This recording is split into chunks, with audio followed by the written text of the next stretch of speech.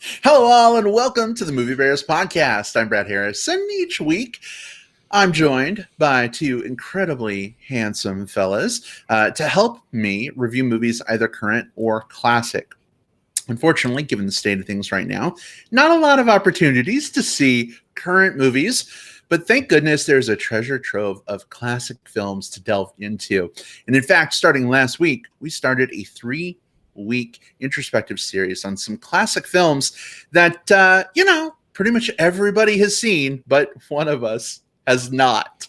How that happens, I don't know, but it is indeed the case. Jim's going to tell us more about how this is going to work here in just a little bit. We picked a movie tonight Will's never seen, so this should be fun. I'm excited.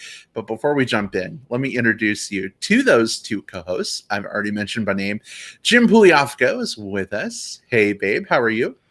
Hey, I'm here, and welcome to the podcast, everybody. I'm glad to be here. I can hear you all, see you all.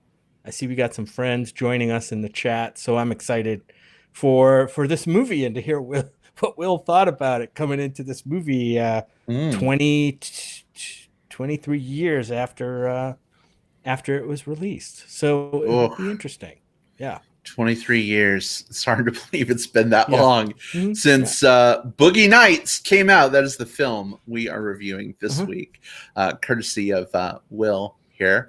Will, I mean, we've talked about you for like 5 minutes already. How the hell are you? Doing really great. Hey, look, there's a special time in every young boy's life where he takes the plunge and tastes the forbidden fruit for the first time. And I'm glad that I get to do that here with Boogie Nights, losing my Boogie Nights virginity, surrounded by a bunch of my favorite friends, both of you and, our guests, our all of our listeners tonight. So strap in. This should be fun. When everyone's an adult and there's consent all around, losing your virginity with friends can be a good time, I guess. So, Will, glad we can participate. Oh, boy. Well, this should be a fun conversation. Jim's going to tell us a little bit about kind of why we're doing this and how it works. What the hell we're doing. We'll kind of set this up, babe. Go for it. Yeah, so starting last week and for now the next couple weeks more, we were trying to a couple weeks ago, we're trying to figure out what we're going to do, given that, new releases are few and far between, except for what's coming out on VOD. And there are a few, but not that many. I mean, shit, we're halfway through summer. How many Marvel movies have we missed already? Like, oh my God, seriously, like we would have had 3 or 4 by now. Anyway, but so we came up with this concept where we know there's some kind of milepost movies that we hear about all the time, is always in the conversation, but maybe we just haven't ever gotten around to watching it. And so we each made a list of those movies that we know about, we know are maybe quote unquote important films, but haven't seen. And then we discuss and decide, okay, which one are we going to watch? We each have a week to decide which film we're going to watch, and that the other two guys have seen. So, Will, are you ready? I am very ready. You gave us a very good list of films, and a very varied list of films to watch. I'll just note Schindler's List yet again. Schindler's List came up the second time and is now a 2-time loser for this podcast. That I haven't seen, and I guess Will hasn't seen it either. But it came down to 2 films. At least as presented to Brad and I, we're like, 2 obvious standouts here. One was, and they're both pretty classic films, I would say.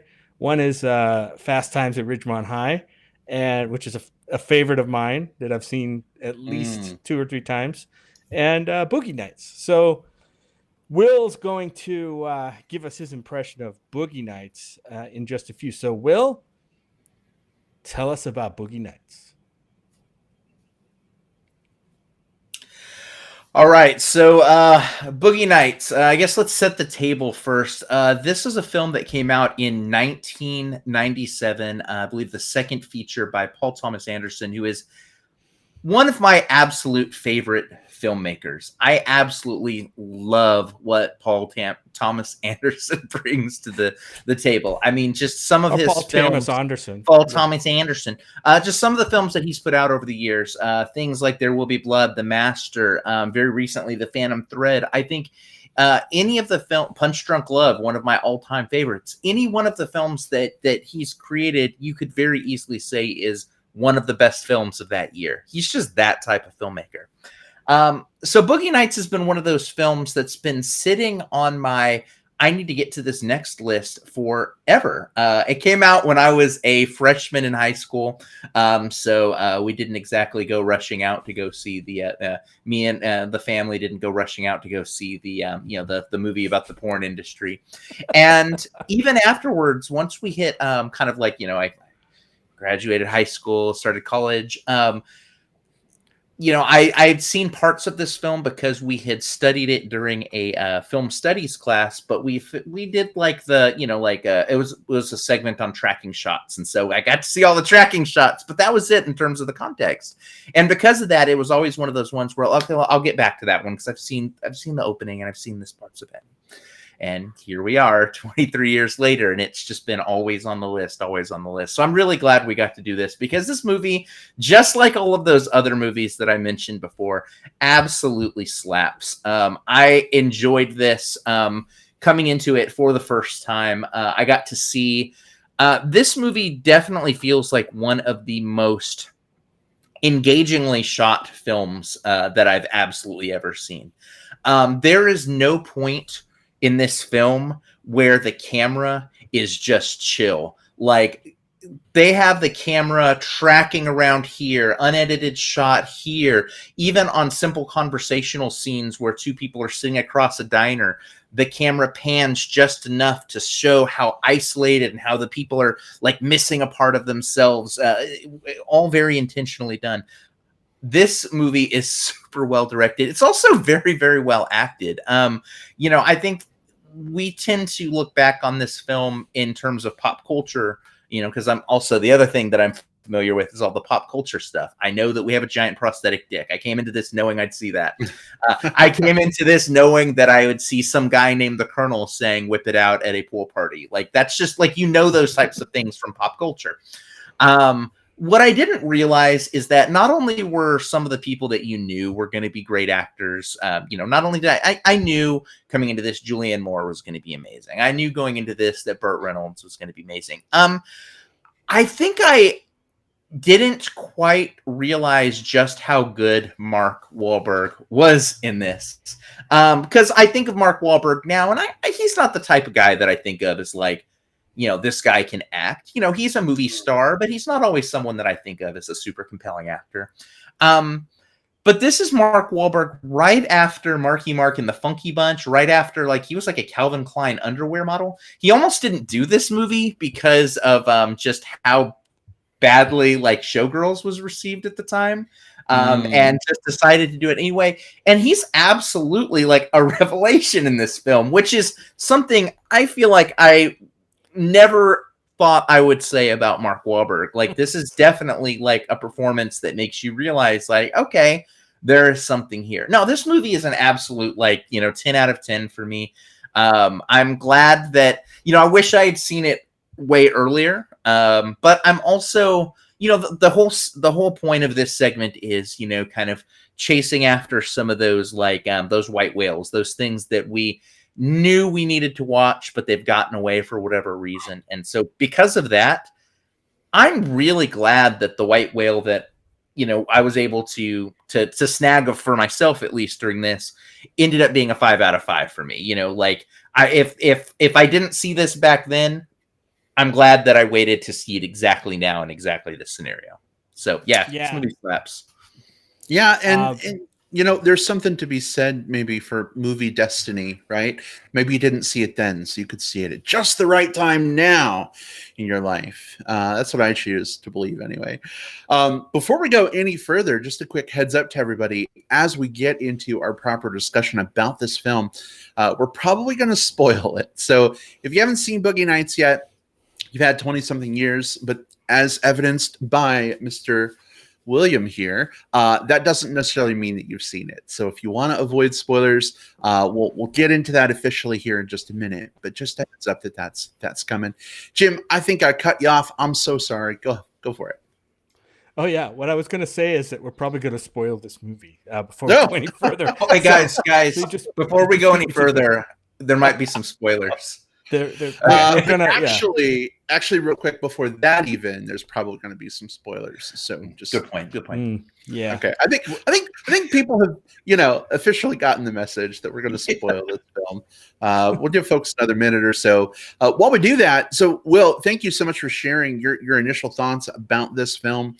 I'm glad to hear that it was a white whale that kind of paid off for you. Jim, Will obviously saw this much later in life, but I'm curious about your experience. Did you see this when it came out originally? I did. I saw this one in my days as an adult. I was out of high school and out of college by the time this movie came out.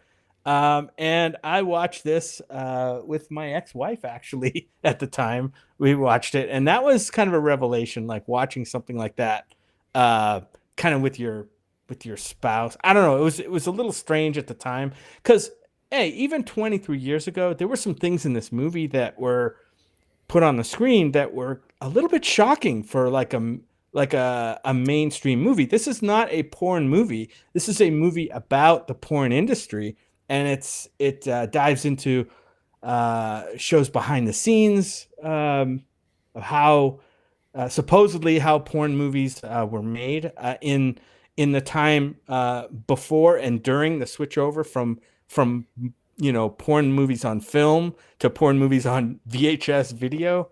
And that was a pretty interesting wrinkle that was in this movie. But yeah, I'm right there with you, Will. This is one of my all-time favorite movies. I'm not the biggest. I think Paul Thomas Anderson runs a little hot and cold for me.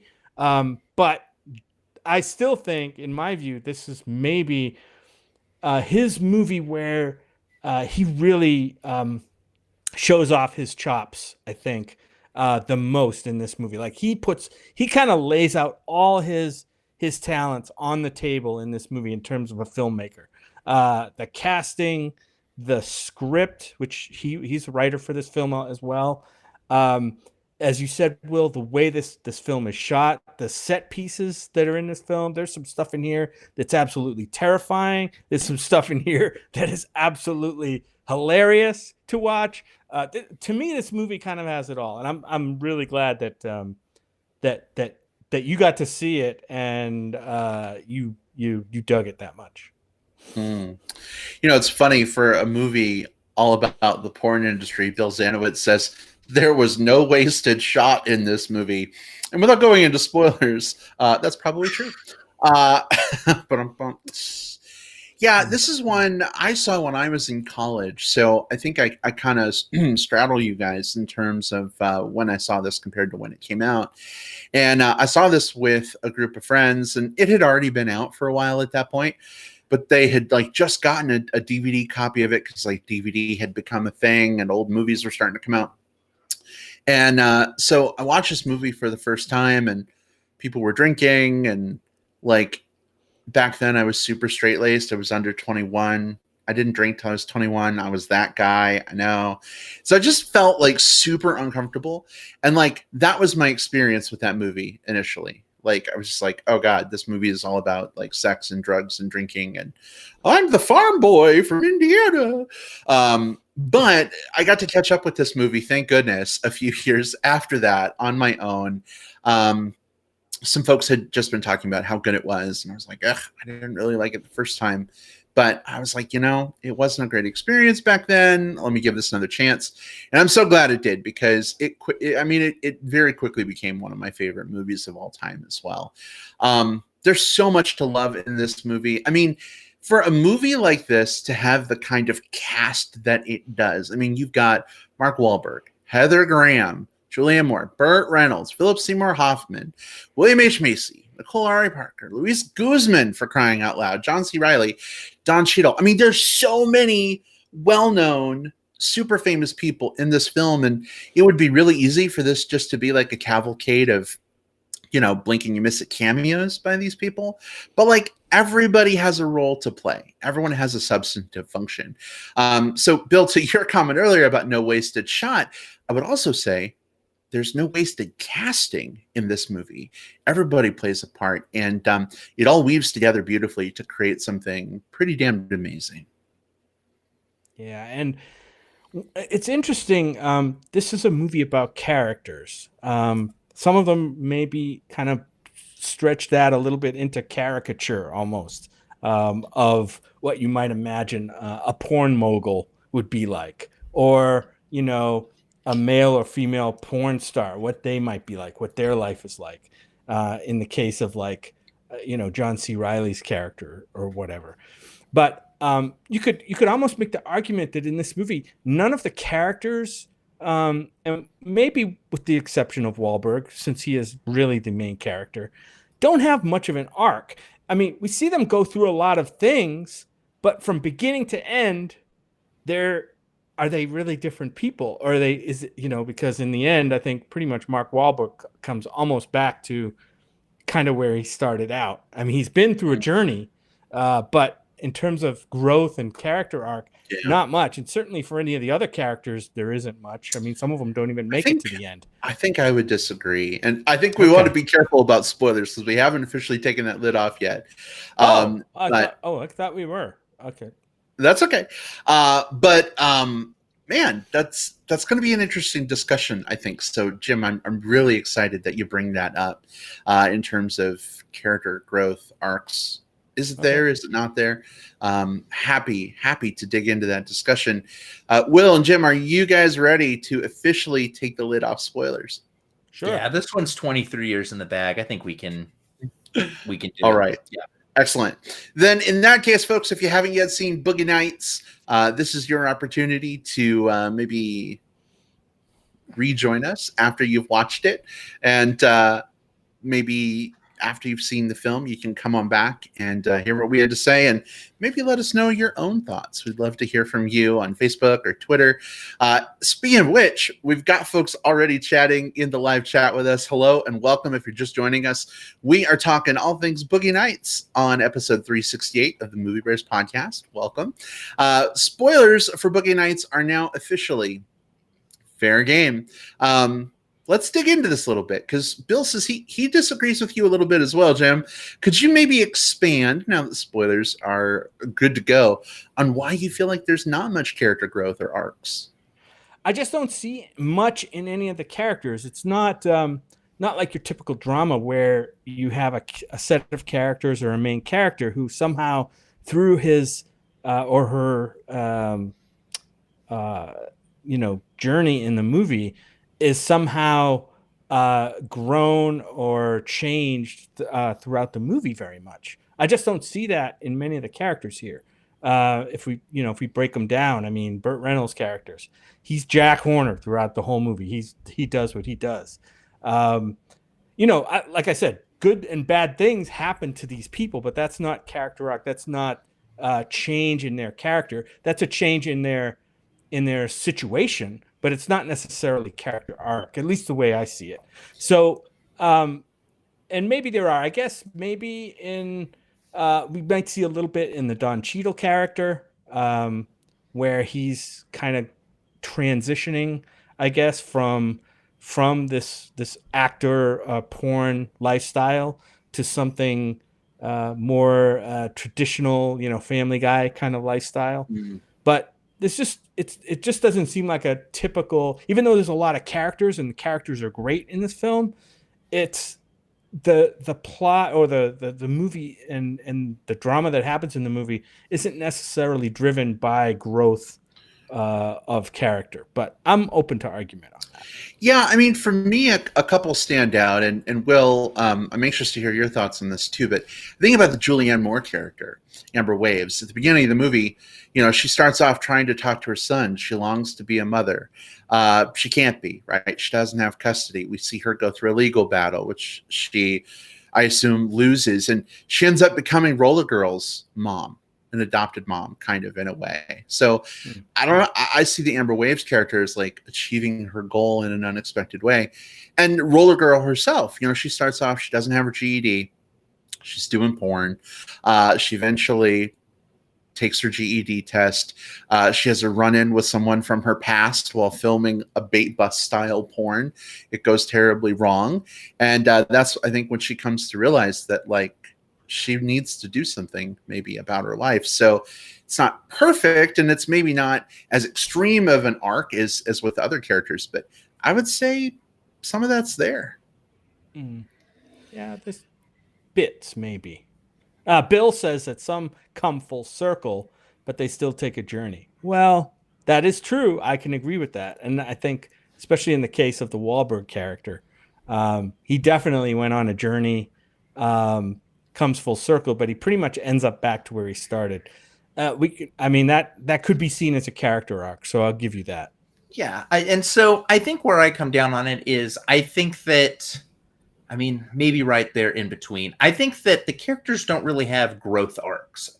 I do think they do have character arcs, and I think that there's difference there because, and also I say that not from a damning perspective because different films are going to have different priorities. No. And a film this is a film about a family unit, and this is a film about a family unit that pretty much from the get-go was a family unit, and at the final scene was still a family unit. And because of that, they experienced some things along the way, but their growth wasn't what we tend to think of as like, the traditional hero story thing where like you identify your fatal flaw, you adjust that, and you come back somehow changed. That stuff isn't important here because that's not the type of story it is.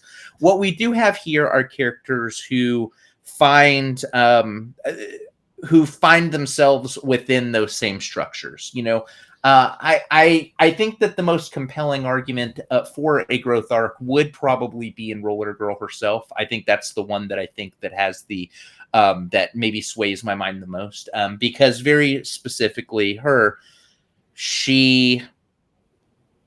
identity was Roller Girl, and towards the end of the film, while her identity is still Roller Girl and she still wants to live as the kind of in that family structure as Roller Girl, you can see that she's wanting to at least sort of like poke the edges of that box a little bit. And so I think that that's really compelling there. But I think for some of the other characters, they do stay in those boxes. And again, I think that that's okay because of the type of story this is. I would say that Amber Waves' character was a mother to all of the other characters, not just to her son, but also to her arc is maybe less pronounced for me because she was the mother figure for these characters at the beginning, and she was the mother figure at the end too. The major thing that she has throughout it is she tries to get her son back, but it fails. But she's still within the structure of the characters that we have. She's in a very, very similar role. Yeah, there is the drug-addled moment where they say, "You're like my mom, you're like my kid," but they already had that relationship before, and they had that relationship afterwards. So it was, it's the equivalent of like when I get drunk and tell Jim, "I love you, man." It doesn't mean that I didn't love him as a person before. It just means that I'm spilling my guts about it right now. I guess I saw it a little differently because Roller Girl specifically says, "Will you be my mom?" She asks her. And when Julianne Moore's character Amber Waves says yes, then they have this very loving moment. To me, it was almost like a Glenda Dorothy moment. "Dorothy, you had the power to go home all along. Amber, you had a family all along." But I don't think it was until that moment that it really crystallized, like maybe her seeing herself as a mom to Roller Girl and some of the others. And so I don't know. We can disagree, and I think it's awesome that a movie can spark debate like that. But I think for me, the moral of the story here is fucking awesome job, including so many characters, even if it is just bits and bobs. It's interesting enough that we've had a 15-minute conversation on tertiary characters. Well, right, and my comment was just an observation. It was not a knock against the film. Right. I totally loved the way this movie juggled all these characters, gave them all the time, made them interesting without having this, it kind of burrowed into their stories kind of as they were as people. It wasn't so much interested in pushing that character along. It was just like more exploring these characters. And I really dug that, especially like with, I mentioned it earlier, but the Don Cheadle character, Buck, he starts out selling stereos and acting on the side, and he ends the movie selling stereos. He just has his own store now. But his character was really interesting. He was almost, that could have almost been like its own movie, actually. Like his journey could have maybe been, the story of Buck selling stereos and trying to figure out what he wants to be and what image he wants to project, whether he wants to look like Rick James or look like, Tex Ritter or whatever, in his costumes. I loved his character. I thought he was probably in one of the more riveting scenes of the movie. I'll just say donut shop. The donut shop scene was so intense. I mean, there are several super intense scenes in the movie, especially in the second half, that just I don't know, just kind of grab hold of you and just will not let you go. But I think that donut store holdup scene was super intense, kind of like almost a little Tarantino-ish, if you ask me, but with its own little flavor. I dug this a lot more than a lot of Tarantino's stuff. Yeah, I really liked that particular character. I liked what Don Cheadle did with this. This was a character who, it was kind of neat. Like, this was a character who sort of was seeking identity all the way through the film and cosplaying identities, essentially, and even at the very end, that's he's another one of the characters who I think, his story wasn't necessarily like a personal growth arc as much as just watching this one character just sort of like weave through like this industry, because even there at the end, and it was such like, it was almost like a joke with like a fun punchline where he comes out and he's shooting the commercial and he's in cosplay once again, in as something that's not really who he is. But I think that he's also the type of character who is, while he didn't look like that he was over the moon in some of the costumes that he was wearing throughout the course of the film, I think that part doesn't really matter as much for him as long as he's in the right place, in the place where he wants to be, with the people that he wants to be. He's okay with wearing those different personas. Well, Eric comes in and says, "Oh, damn, he's late again. He's fucking idiot. Fucking idiot. I'm a fucking idiot. I'm a fucking idiot. I'm a fucking idiot. I'm a fucking idiot." Which, of course, is a reference. Yes. Philip Seymour Hoffman is an absolute scene stealer in this movie, which, I mean, shouldn't surprise you about him, because that's kind of like what he built his career on. But yeah, he plays a I guess just like a grip PA. Like, it seemed like he got to wear several different hats sort of behind the scenes of the film shoots, and also became a friend, and also a guy who was super interested in the Dirk Diggler character. And that scene that we're referring to there is the New Year's 1979 to 1980 kiss that he gives to Dirk Diggler, which is not reciprocated. And Philip Seymour Hoffman gets to do one of his I think nobody does like a self-deprecating rant as good as Hoffman. Yeah.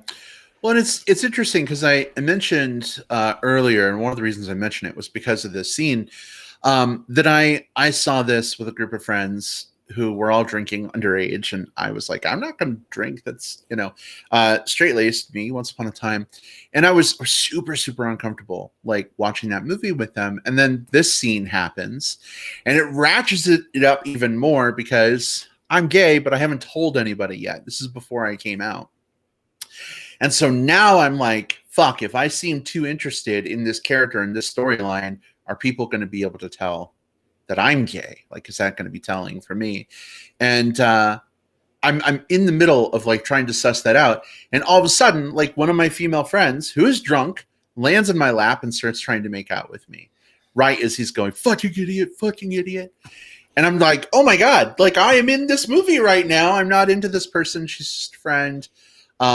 It was super awkward, guys. It was so awkward. So I'm glad I went back and rewatched this movie later. But what do you think about this gay or possibly even bi storyline with Philip Seymour Hoffman? I mean, this was back in the 90s. It was not such an accepting time back then. There is a ton of homoeroticism running through this movie. And it isn't just the Scotty character's crush on Dirk Diggler. It's kind of all throughout the movie. I mean, the relationship between Dirk Diggler and Reed Rothschild. I mean, they become pretty close friends, but the chemistry they had, to me anyway, there was a little bit of it was kind of a bromance kind of relationship. But, you know, if I didn't already seen the movie, I'd be like, oh, these guys are definitely going to hook up. You know what I mean? There was that energy was there. There was actually a scene which was one of the more confusing scenes of the movie for me, where Dirk Diggler's character is prostituting himself, kind of in the middle of the movie, and this was during his kind of decline from being the star, and the connective tissue maybe wasn't quite there enough. Like, oh my God, why is he doing this? He's surrounded by people who can help him, and you know, and there was never any, or maybe there was a mention of him actually like showing off his dick or jerking off for people for money when he was young. Do you remember that at the beginning of the movie when Burt Reynolds asked him? Very beginning of the movie, yeah. Mm-hmm. Yeah. So why he jumped back into that in that one scene was a little confusing for me. I don't know if I missed something, but I think when you drugs, hit rock like, bottom, yeah, I think when you hit rock bottom, you fall back on what you know, right? You fall back into old patterns, and I think that qualifies. I think the whole vibe out of that scene was like absolutely like Dirk Diggler never struck me as a character who was either portrayed as gay or like anything along those lines, and part of this also to contextualize is he was in and around the porn industry in the late 70s, early 80s, when everything that comes along with that, including everything goes drugs, which came later. But yeah, absolutely. Like, I mean, he was a guy who was essentially young and dumb and had one good thing going for him. That was a massive dick. And before all of this, he knew that he could like at least make a few extra bucks by just like whipping it out or jerking off. And then once he's hit his rock bottom, and mind you, he hit his rock bottom after he had his flame out, like he was super hooked on a bunch of like different drugs. And he had already kind of like crested in terms of his career, and he had just basically given like the double middle finger salute to every single person who would have been his support structure.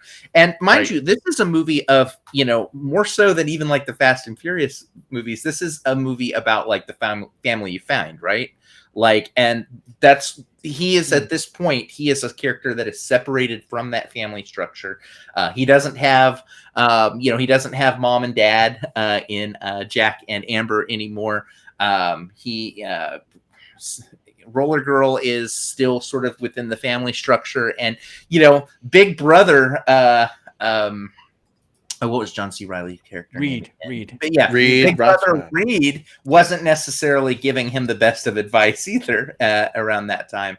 So this is a character who, at that particular point, both needed money, had no other means of getting it, except for I have a dick and I know the type of people that will be able to give me money quickly for it. So that's what I think that scene was to show, just sort of like a somebody that was a scene of desperation. Yeah. Speaking of scenes of desperation, it calls me back to what I feel is probably one of the most like anxiety driving scenes when the characters are desperate enough to try and rob a cokehead, right? A very rich cokehead in his home. The Alfred Molina character, which it's just crazy to me that that's Alfred Molina, like looking back.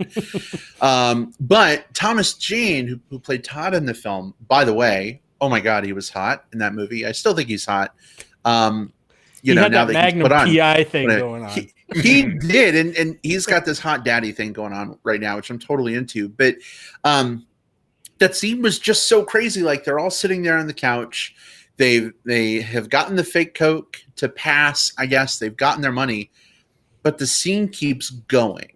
And it's like, wait, why aren't they leaving? Like, they should be leaving now. Why are we watching Alfred Molina, like, dance around?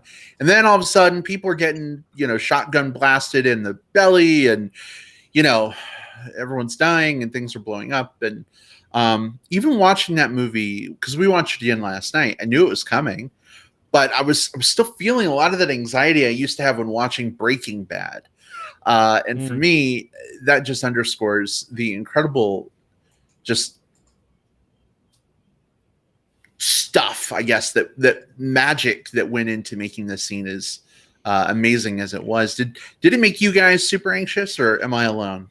Absolutely. And this is, look, I knew going into this that this movie was sort of loosely based on John Holmes. And because of that, I knew, at the back of my, lizard brain, I knew, some of the story beats that this would have, including, big shootout murder thing. And yet the movie did such a good job of really making this the story about Dirk Diggler and not just reading off John Holmes's Wikipedia, so that when this scene happened, I sort of forgot what I was in store for. And to your point, about Alfred Molina being in this, I'm watching this scene and I'm just like, wow, this is really good. And I forget what it was. I had to pause the movie, and I had it on Amazon. I rented it through Amazon. So when you rent a movie through Amazon, it has the Amazon X-ray and it tells you who the actors are.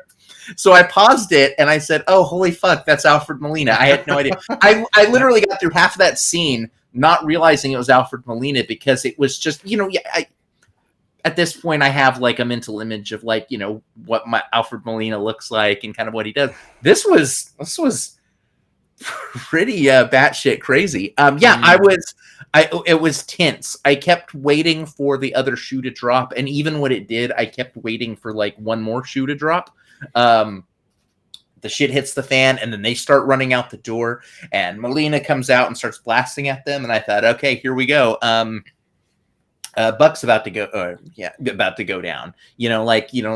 I totally imagined that scene was going to end with just Dirk making it out.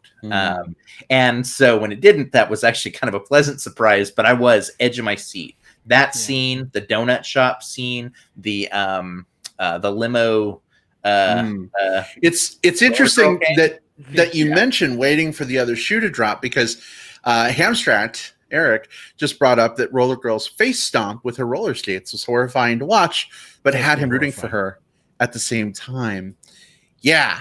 I can half agree with that. Ooh, yep. That was brutal.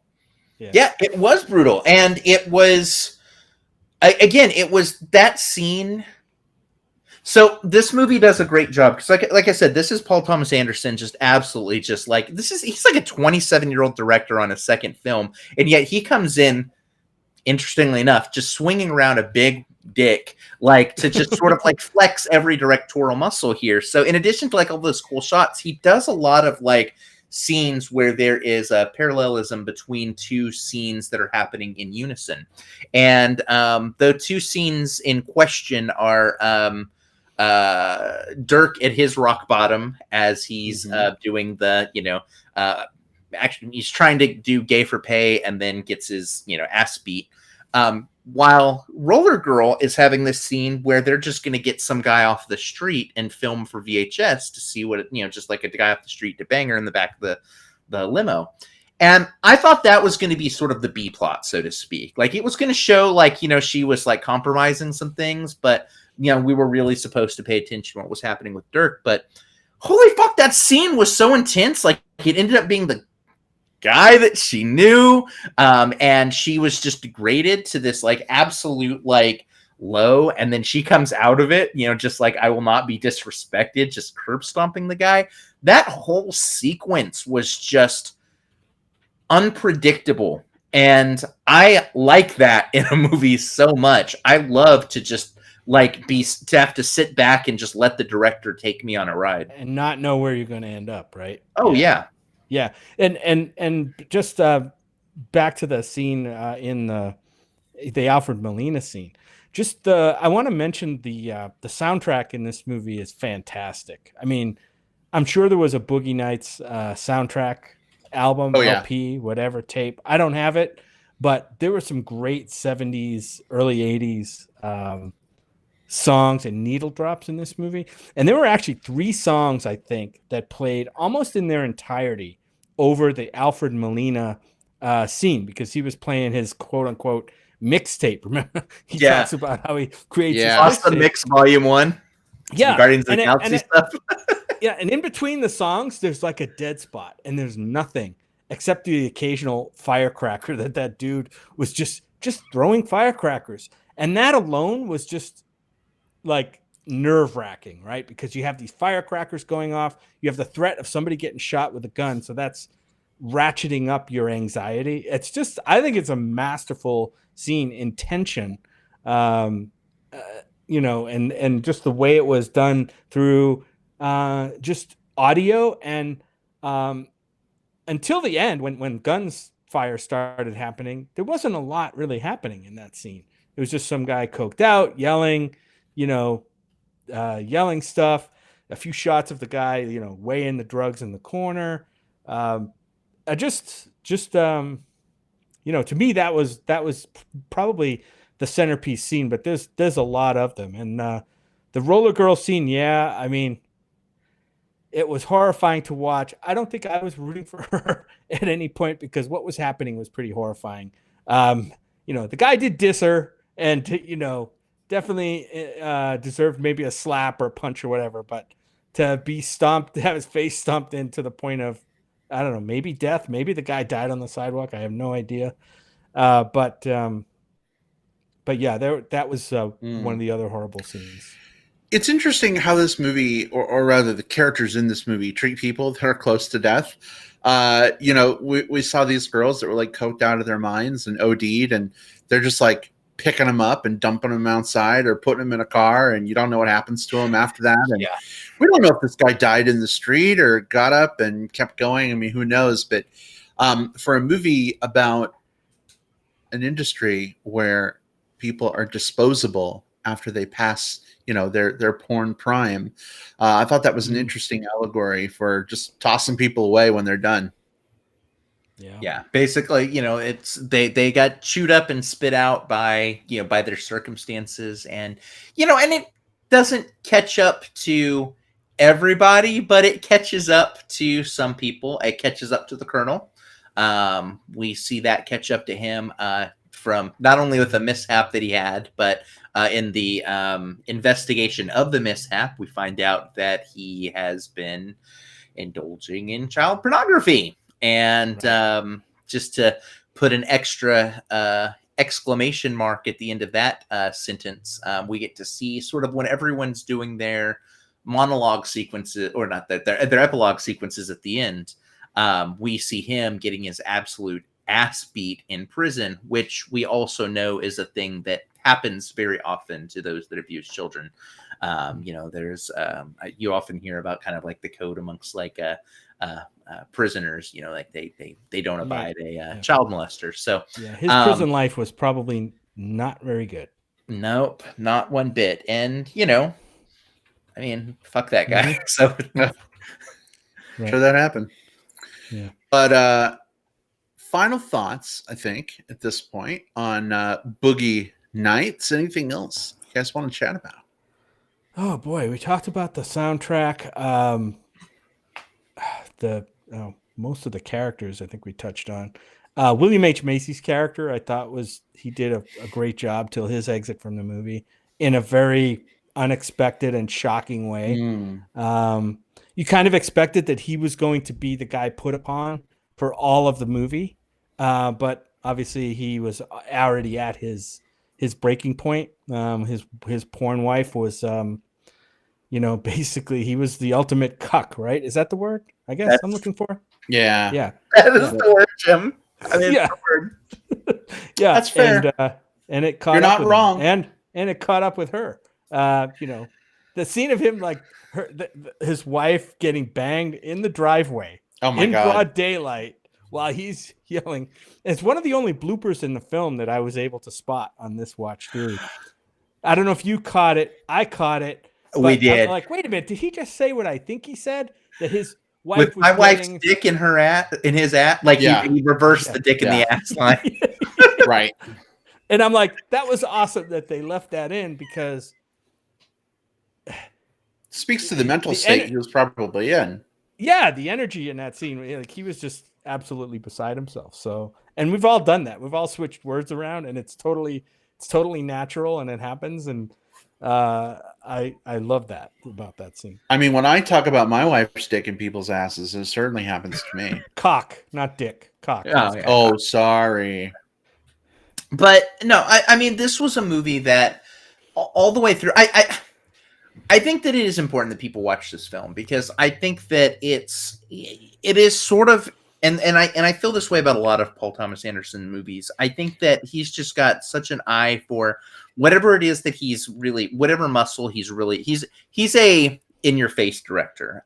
He likes to flex a specific set of muscles with specific films, whether it be the way he works with his cast on The Master, or the way he works with textures in The Phantom Thread. But here, it really is, and I mentioned this before, but like the camera work that is on showcase. I think that if you were to go back and just rewatch this film and just watch it from the perspective of watch the camera and try to determine, like, why is the camera doing what it's doing in this specific moment? It is such an interesting film from that perspective. I go back to that diner sequence when we know that the Dirk Diggler character feels separated from his own family, and the camera just cuts Roller Girl out and leaves a space there next to him. And then as the Julianne Moore character starts to sort of open up to him, like sort of giving off some of her motherly vibes, the camera cuts Jack out of the frame, leaving a space where if you were to splice those frames together, it would be like them filling each other's void. And it's just a small little camera movement. And that's just one little scene, one little moment where something that didn't have to be that big of a flex was done. I love this movie. I'm so glad that we were able to watch it for this. This was the perfect way to do it. Yeah. But did you love it for the prosthetic dick?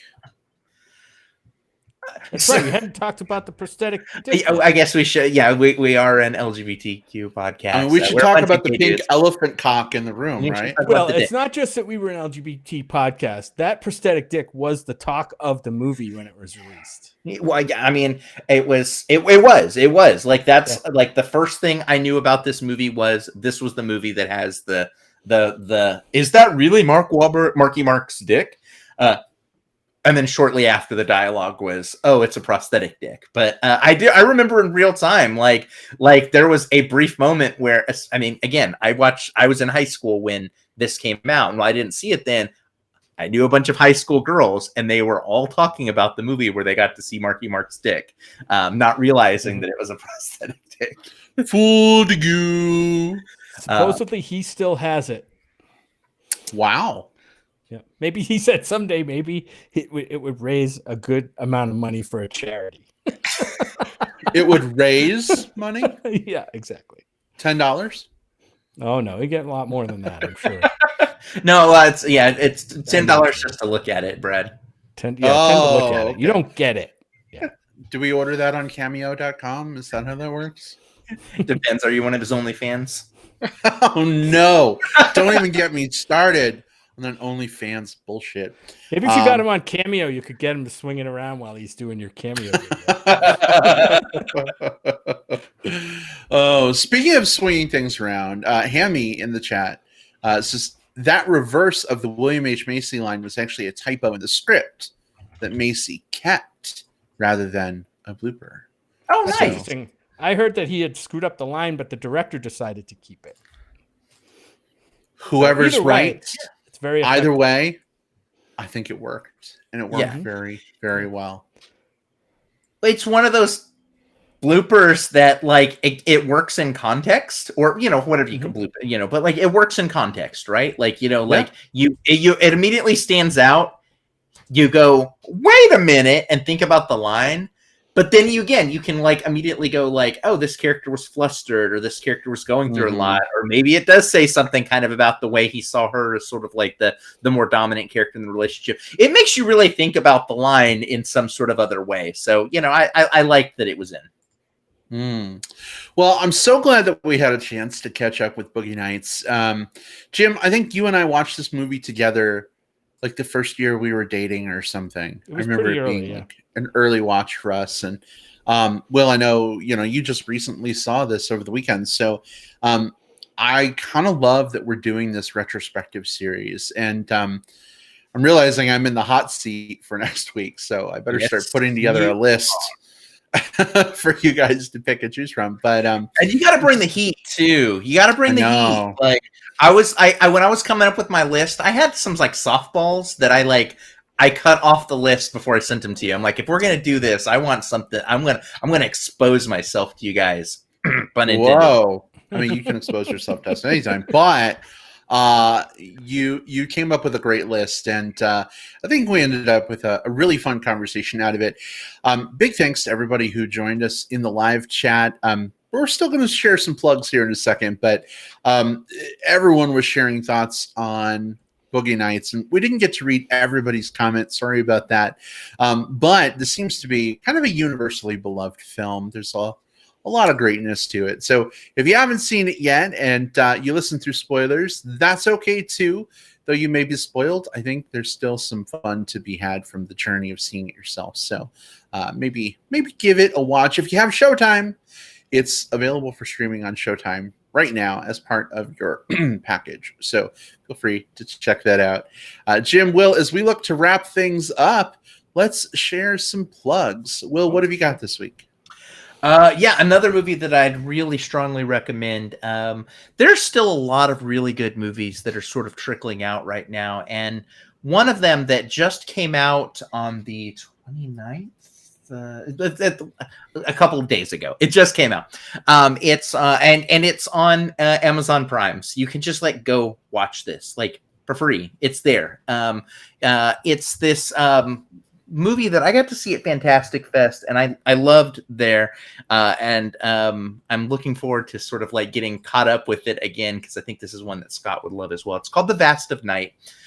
It's a film kind of set in the 50s, and it's this small town where on game night, the basketball team is playing, and everyone in town is sort of driving over the one road to get to the court where that's happening. Just very small town Americana. But these two high school kids intercept a strange noise, and they start to investigate this frequency and discover that maybe something not supernatural, but something sci-fi-rific might be going on. It's really great. This movie is super lo-fi in that you could very easily see this same story presented as a one of the old school radio play type things. As I was watching this, I felt like I was seeing a visualized version of a 50s radio play. There's some great monologues, some great little camera work shot, but overall, it's just a cool little story that feels both very familiar but also super well executed. So it's The Vast of Night. Strongly, highly recommended. Awesome. Well, I did catch up with Driveways, which was your last week's plug, I think. It's a very nice film, very empathetic film. It's a perfect salve for a lot of the fucking bullshit that's going on right now. So I really enjoyed it. It's not that kind of film that's going to knock you out of your seat, but I really did love it. But is it my turn to plug? It sure is. Go for it. I want to plug a film, and this I can't take full credit for this. half credit has to go to Bill Harris from the Green Screen of Death podcast, who Bill. tweeted about this film this week, and I'm like, ooh, I got to catch it. He said it was on Criterion. So it's a doc. It sounded like it was right up my alley. It's a documentary from 2003 called Tarnation. Is the name of it. And I'll just read the description on IMDb. Filmmaker Jonathan Coet's documentary on growing up with his schizophrenic mother.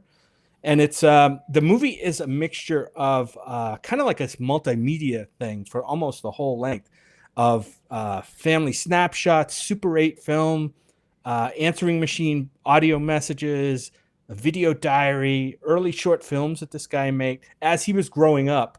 I think the movie ends when he's around 30, but just a fantastic story. It reminded me a lot of like The Stories We Tell, something like that, where it kind of dives into family, all those skeletons in the family and things that have happened in the past that children are trying to uncover and figure it out. I really enjoyed this film. I will say it's one that members of our LGBT community would probably really appreciate. I'll just say that. And then check it out. It's called Tarnation. All one word, Tarnation. What in the Tarnation? It's by filmmaker Jonathan Coet. And I know right now it's on Criterion. I don't know where else you might be able to watch it. But if I find out, if anybody else knows, please let us know. I wondered what in Tarnation you were watching. Yeah, Brad. Listen, I had to get at least one Hamstrack-worthy pun in the show before we ended. So, Hammy, that was all for you, my friend. Hope you liked it. For me, I'm going to plug a TV show this week rather than a movie. Jim, you mentioned kind of the crazy times right now, and there's a lot going on. It's hard to keep our heads above water and try and be positive, but I have a list of shows to catch up with as long as my arm will. Jim, I know you guys have a list of movies as long as Mark Wahlberg's prosthetic for you to catch up with, but I've been working my way through some TV shows during quarantine, and I started watching a show that makes me a little hopeful about politics as opposed to just feeling dour and sour completely on them right now. And the show that has been doing that for me stars Téa Leoni as the newly minted Secretary of State. The show is called Madam Secretary. It's on CBS. And several friends have been talking for years about how much the show is like The West Wing, which I love, and how good this show is, and just how great Téa Leoni is. So I started watching this show. I got through the first couple episodes. I was watching the third episode when Jim walked into the room the other day, and Jim, you seemed kind of interested in it. So we watched the first couple episodes again together, and now we're watching it together and moving forward. But I enjoy the show a lot. It's a little convenient. I'll just put that out there. It's a little cheesy at times, but like any first season show, I think it's trying to find its voice, trying to find its footing. But for anybody out there right now who, in the world that we have and everything going on right now is maybe looking for a little ray of sunshine, Madam Secretary might just be what the doctor ordered. Yeah. It's a really good show. I mean, we're enjoying it. It'll be interesting to see how it matures because we're just starting season 1, and I think there's 5 seasons to go. It's a little daunting, but we're only 6 episodes in, I think. I'm hopeful. Yeah. I kind of compare it to something like West Wing. I'll just say that it's not West Wing, but it's a slightly different show from a different perspective, but it's got some of the same characteristics as the West Wing. So if you enjoyed the West Wing, the characters there, you might want to give Madam Secretary a shot. There's got to be something nice about being at exactly that part in a series. Like you're partway through for the first season. You said there's 5 seasons, so the show could literally go anywhere from here. It's all potential and all possibility, and so that's exciting. I'm excited for you. I haven't seen it myself, but I know that feeling with television, and I'm excited for you on this specific journey. Mm-hmm. Like I said, it's a little daunting thinking about sitting down to watch 5 seasons of something, Brad, how many episodes did you say it had each season? So there's 6 seasons. There's like 22 episodes a season. So we have a lot to go, and the show is still airing. So there's a new season ostensibly coming out in the fall, although who knows, what's happened to the shooting schedule with COVID. It's kind of like Game of Thrones. We got into that show several years after it had already been on the air, and we caught up real quick, and then kind of wished I hadn't. But anyway, that's neither here nor there. Neither here nor there. Show. I have a feeling by the time fall hits, babe, maybe we'll have caught up with, the current events of Madam Secretary. We'll see. But until then, I'm trying to avoid spoilers at all costs. At least the good news with that one is that there's some shows that you can't, especially shows that are airing live, that you can't help but have spoiler minefields for. Like Game of Thrones, you mentioned, was absolutely one of them. Breaking Bad, like whatever, like the Finger on the Pulse show is, those are the ones that people are just absolutely spamming spoilers about. Very fortunately, like Madam Secretary hasn't fallen into that particular category. There aren't 101 think pieces that come out like an hour after the episode airs with giant spoilery images of dragons like sweeping through, the press box or whatever. Although if Taya Leone decided to ride a fucking dragon over the White House, I'd be okay with that. Just saying. She might have to. She might have to if that chief of staff a very different show. If that chief of staff Russell keeps giving her shit. I just want to see her like with her hair all braided, going Dracarys. It'd be amazing. I love it. Hey, real quick before we end, Jordan Riley just joined us. Hey, Jordan, welcome. We're tying things up in a pretty bow, but we're happy to see you regardless. He says, have you guys seen Dexter? It's one of the best shows I've ever seen. I haven't watched it. It is on my list, though, so no spoilers. But, Jim, have you guys seen Dexter, and would you agree that it's really good? I saw the first 2 seasons, I think, before I just fell off the show. Not because I didn't like it. I just kind of fell away from the show. And I really liked the first 2 seasons. Please help me with the actor's name because I'm losing it. Michael C. Hall. Michael C. Hall from 6 Feet Under, right? David from 6 Feet Under. Yeah. Really good job. Really interesting, kind of unique spin on a show. But yeah, babe, that's one we could put on the list for a binge. A watch through sometime. I love Dexter. I did not like the last season, but I liked all the seasons that led up to it quite a bit. Like Dexter was not only while it was airing appointment viewing for us, but also I think only the first 3 seasons I did this with. But I then went back and bought the Blu-ray sets and then or I guess DVD sets then, and like rewatched them because they were. I was super into Dexter, so I totally get it. That's a good pick, Jordan. Yeah. Was that a Showtime show? It was a Showtime. Yeah. Oh, nice. Yes. Yeah. HBO? I think I don't know. One of those. One of those two. It was on one of those networks. Showtime is doing a thing right now where you can basically get a free 30-day trial to their streaming service. So I just started doing that about a week ago because I started rewatching Queer as Folk again.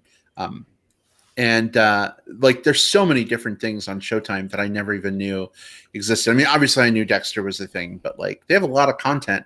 Now I'm like, good God, I'd need 1,000 hours a week just to catch up with everything I want to catch up with. So kind of got to pick and choose. I doubt we'll get to Dexter during our 30-day trial, babe, but who knows? Maybe we'll. I just looked it up, and it says it's been on Showtime and CBS, but I think it's available on Netflix now. Really? Oh, that's great. Well, hopefully it's still on Netflix a year from now when we're done with Madam Secretary. Exactly. All right. Well, we are going to go ahead and wrap things up here. We'll be coming at you next week where we pick another fun film for our classic retrospective. But between now and then, let's talk about how folks can engage if they want to talk movies or whatever between now and our next show. Jim, where can folks find you online? find me on Twitter. My Twitter handle is at JJP Out West. JJP are my initials, and Out West, all one word. JJP Out West. That's where I like to tweet about movies. I might be taking a low profile on social media these days because it's such a fucking cesspool right now. But that's where to find me if you want to talk movies. I probably will not engage you in politics, but let's talk movies. Find me on Twitter or on my Facebook at Jim Pugliafico. All right. Excellent. And Will, how about you? Yeah, you can find me on Twitter. I'm at whatever cove. Here it is on the screen. You can find me on Facebook. Just look for William Lindis. Actually, that's here on the screen as well. And send me a message first so I know you're a real human being, because most of the people on Facebook are not. And also look for me on Letterboxd to just search for William Lindis. Follow me. I'll follow you back. All right. Excellent. And you can find me on Twitter at iBradPro, or on Letterboxd. You can also find me as Brad Harris on Facebook. I likely have Chub Chaser Bear friends in common with you.